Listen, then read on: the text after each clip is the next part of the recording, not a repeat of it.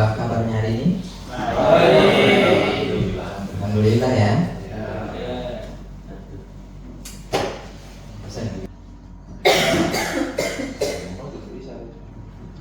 Baik, gantian mic-nya. baik. Ini sudah overview saja. Kalau kita belajar di bagian yang lalu itu kita belajar tentang ada yang namanya ikatan. Sesama teman-teman sini apa?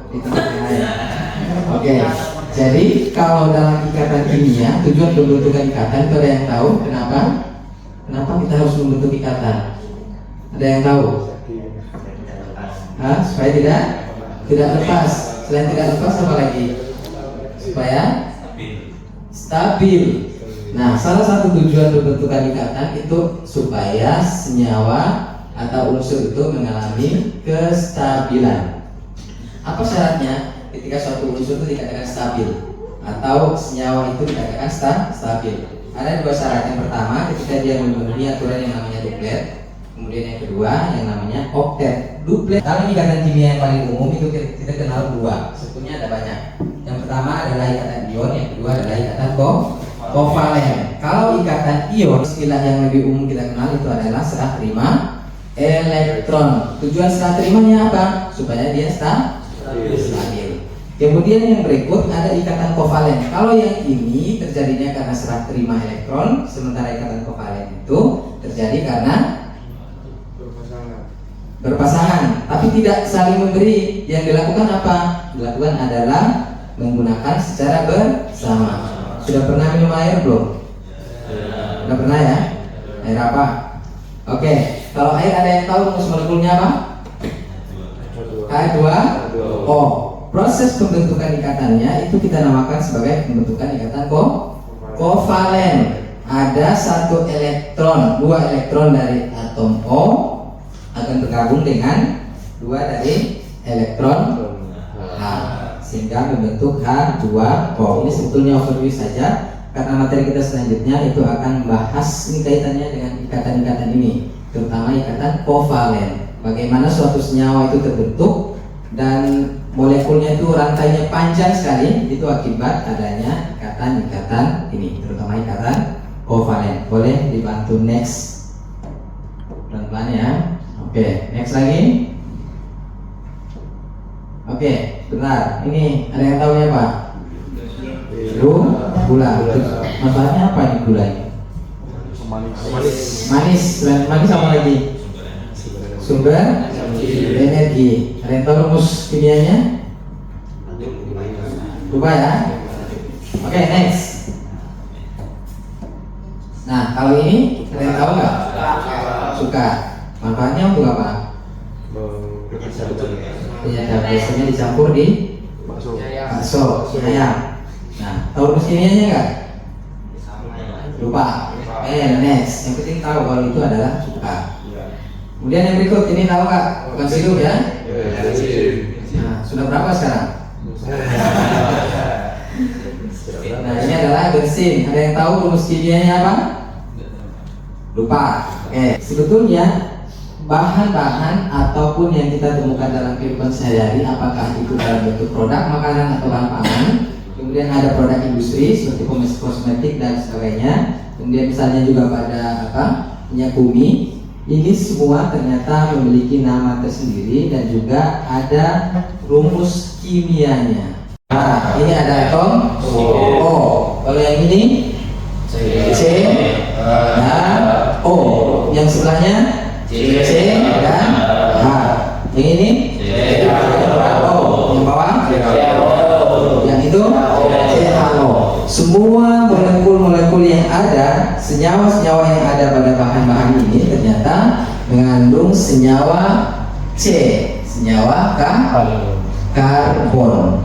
Kenapa senyawa karbon ini penting dan biasa dibahas secara khusus dalam ilmu kimia? Kita kenal sebagai senyawa karbon atau senyawa organik karena dia itu memiliki karakteristik yang sangat unik. Nah, oleh karena itu yang akan kita belajar hari ini adalah tentang senyawa karbon atau senyawa organik. Next. Nah, kimia karbon dan dasar kehidupan dan keinovasian. Next. Next. Oke, nah setelah kita mempelajari tentang ini harapannya kalau misalnya di prodi-prodi yang spesifik belajar tentang kimia ataupun kimia dasar, itu setelah belajar ini diharapkan CTMK-nya menjelaskan karakteristik atom karbon, kenapa dia itu unik, kemudian dapat berikatan dengan atom yang lain. Yang kedua, mengelompokkan hidrokarbon menjadi alkana, alkena. Aku sudah pernah dengar istilah ini. Nah, ini bisa jadi opsi kalau siapa yang punya anak tunggal atau apa, namanya bisa alkana, alkena, alkuna. Sebenarnya masih ada turunannya yang lain. Kemudian yang berikut mengelompokkan hidrokarbon, sudah menentukan rumus umum dan struktur hidrokarbon sederhana. Dan itu, nah kira-kira selain atom karbon dan hidrogen. Oke, next. Nah, ini kalau kita konsepnya, yang pertama kimia karbon itu akan belajar tentang keunikannya. Nanti kita lihat kira-kira apa keunikannya. Kemudian yang berikut ada jenis senyawa karbon. Kemudian ada strukturnya, golongan fungsionalnya. Jadi golongan fungsionalnya nanti akan disebut dengan isomer. Jadi isomer itu rumus molekulnya sama. Misalnya C5, kalau CnH2n tambah 2 berarti C5 kali 2 berapa? 10 tambah 2 12, C5H2 12. Nah, itu rumus molekulnya C5H12, tetapi rumus molekul strukturnya itu bisa berbeda. Jadi namanya itu nanti akan berbeda, sifatnya akan berbeda, reaksi yang nantinya akan dilakukan juga mengalami perbedaan. Dengan demikian fungsinya juga pasti akan berbeda. Kemudian ada reaksi senyawanya, itu ada reaksi substitusi, penggantian, kemudian ada reaksi adisi atau karena atom karbon itu dalam sistem periode unsur. Ini lambangnya apa? Kalau atom karbon lambangnya apa? Lambang unsurnya? Kalau hidrogen kan H, karbon C, kalau kalsium K, H itu kalium, C, Cl itu Cl itu klor, Ca itu kalsium. Kalau Mn itu apa? Bukan. Kalau lapar? Aman. Nah, Mn magnesium itu Mg, Mg, bukan Mg, B-nya nggak ada. Oke, jadi dalam sistem periode unsur itu apa namanya? Simbolnya adalah C. Dan C itu yang 6 di atasnya itu adalah nomor atom dari atom karbon. Itu nomornya 6. Kemudian yang 12 itu adalah AR, massa atom relatifnya. Itu 12. Nah, itu yang bisa dipakai untuk identifikasi fosil-fosil itu salah satunya itu. Kemudian karena nomor atomnya 6, ada yang sudah pernah belajar konfigurasi elektron, bau segala macam. Kalau dia 6 berarti 1s, 2s, 2s3 bisa nggak? Orbitalnya nggak bisa. Kalau s itu maksimal diisi oleh 2 orbital. 1s2, 2s2 sudah berapa?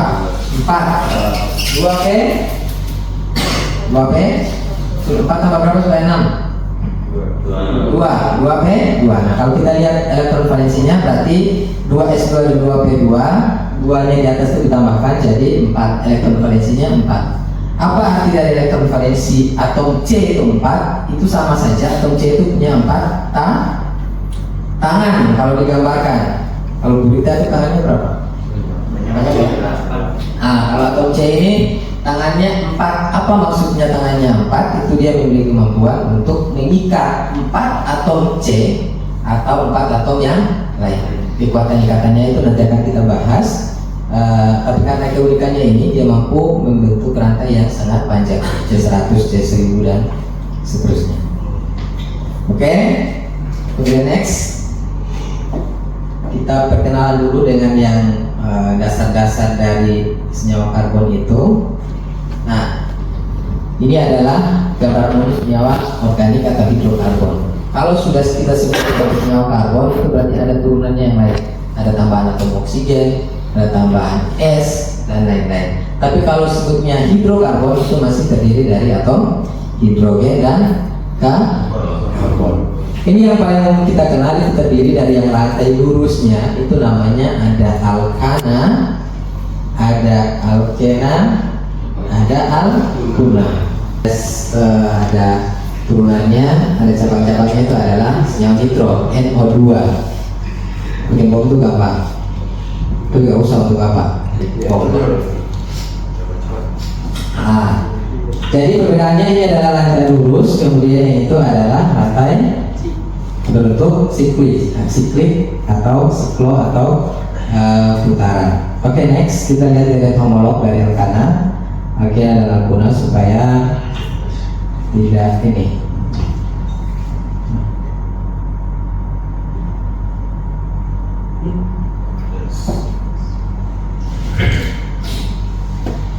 Oke, ini adalah deret homolog dari alkana. Alkana itu rumusnya adalah CnH2n ditambah dengan 2. Kalau alkena itu rumusnya Oke, kemudian kalau alkuna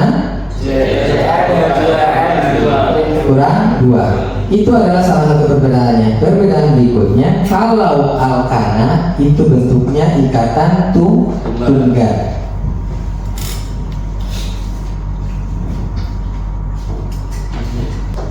Ini kan Cn alkana nih, CnH2n tambah 2. Kalau C-nya ini kita ganti 1, C1, 2 kali 1 tambah 2. C-nya jadi berapa? C1H 2 kali 1 2 C1H4 atau CH4. Itu namanya apa? Metana. Berapa? Kalau C-nya kita ganti 3, H-nya jadi berapa? N-nya kita ganti 3, sorry. N-nya sama dengan 3. Rumusnya jadi C 3H 2 kali 3 plus 2. Jadi C3H 8. Namanya propana. Bisa ya selanjutnya ya. C2 tambah 2. Kita beralih ke alkena. Kalau alkananya sudah tahu, berarti alkenanya itu sudah tahu. Selain punya rumus yang berbeda itu, kemudian rantai atau ikatannya berbeda, ada juga yang membuat ciri khasnya berbeda adalah akhirannya. Nama akhirannya. Kalau propana akhirannya ana. Kalau alkuna akhirannya alkena akhirannya ena. Kalau alkuna akhirannya ada yang mau Pak?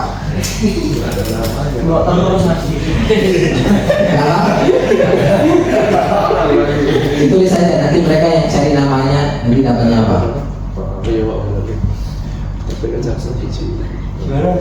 Ini, jadi ini kan ada, kalau di bagian ini tinggal tambah 2, terserah. Sebelum ke situ, ini mari kita mau jadikan dia ikatan rangkap 3. Di sini. Terserah. Ini langsung ditambah di situ aja begini. Nih, yang ini kan cabangnya. Ini maksud saya. Misalnya ini rangkap 3-nya berarti gitu. Oh gitu. Terserah ini tambahnya di bagian mana? Ini ya Pak. Terserah. Oke. Dia tambahnya di bagian yang ke sini. Nah, untuk penomorannya, perhatikan untuk penomoran dan penamaannya. Yang pertama kita lihat untuk senyawa yang ikatannya rangkap seperti ini, kita beri nomor. Oke, ditambahin aja dulu biar lengkap. Yang itu bisa mencoba. 1, 2, 3. Oke, yang ini juga. 1, 2, 3.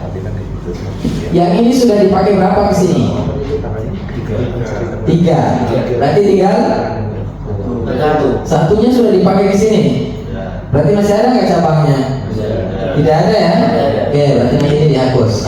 Yang dihapus ini. Dihapus ini. Ini juga ya? Ini ya. Anggap aja itu sudah dihapus. Oke. Mana ini hapus? Oke, kalau yang ini perlu dihapus nggak? Nih. Enggak.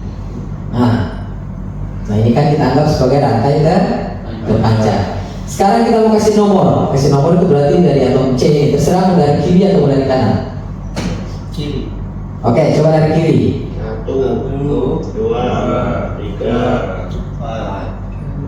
4. Kalau dari kanan? Sama. 4, 2, 1. Sama nggak? Sama. Kalau dari kanan kan 1, 2, 3, 4. Sama ya? Ya. Rantai apa ikatan rangkapnya itu berada di atom C. Kalau yang pertama itu nomor 2. Berarti ini kan berada di atom C nomor berapa nih? Nomor 2. Kalau normalnya C4H. Nah, itu namanya apa? Butuna. Butuna ini kalau dalam referensi ditulis normalnya itu namanya satu butuna. Kenapa satu butuna? Itu ikatan rangkapnya itu dipindah ke sini kiri. Jadi atom C ini dapat nomor 1. Kalau seperti ini berarti namanya apa? Berapa butuna? 2 butuna. Sama ya? 1, 2. Berarti 2 butuna. Sama? Ada yang mau bertanya? Kok bisa 2? Oke, good. Nah, kenapa bisa 2? Karena penomorannya kan kita dari sini kan. Misalnya sini 1, 2, 3, 4. Hitung yang lihat yang paling kecil. Kenapa di sini kita sebut 2? Karena yang berikatan rangkap itu di atom C nomor 2 dan 3. Kita tidak boleh bilang 3 karena yang ada yang paling kecil 2. Itu namanya ini reaksi-reaksinya ada substitusi, adisi dan eliminasi. Ada oksidasi, ada esterifikasi. Ini biasanya untuk parfum-parfum itu namanya ya reaksi esterifikasi, pembentukan ester. Senyawa yang harum-harum itu namanya esterifikasi. Oke, next. Kemudian buat nilon itu namanya polimerisasi. Oke, terima kasih sampai di sini. Sebelum kita tutup perkuliahan kita, ada yang bertanya? Sudah mengerti ya?